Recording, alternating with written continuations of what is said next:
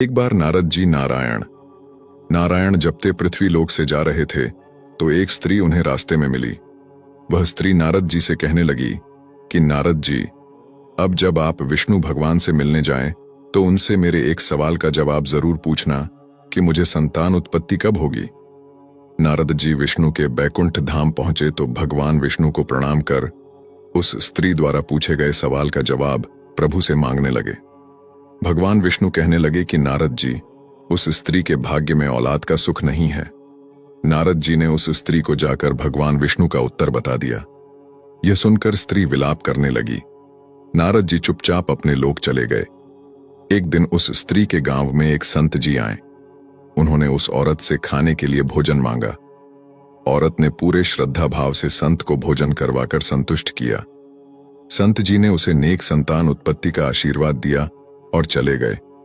कुछ समय पश्चात उस स्त्री के घर में एक सुंदर से पुत्र ने जन्म लिया।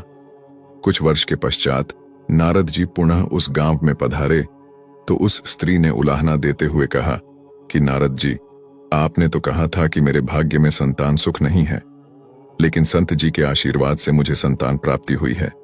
इतना सुनते ही नारद जी भगवान विष्णु के पास पहुंचे, क्योंकि उनको अपने प्रश्न का उत्तर चाहिए था। नारद जी कहने लगे कि प्रभु, आपने तो कहा था कि उस स्त्री के भाग्य में संतान उत्पत्ति नहीं है, तो फिर क्या उस संत का आशीर्वाद आपसे भी बड़ा कैसे हो सकता है। भगवान विष्णु उस समय कुछ नहीं बोले और कहने लगे कि नारद जी, इस प्रश्न का उत्तर मैं आपको बाद में दूंगा। इस समय आप ऐसा करें, पृथ्वी लोक पर जाएं और मेरे लिए एक कटोरा रक्त का ले आए। प्रभु की आज्ञा का अनुकरण करते हुए नारद जी पृथ्वी लोक पर पहुंचे और बहुत से मनुष्यों से उन्होंने एक कटोरा रक्त मांगा।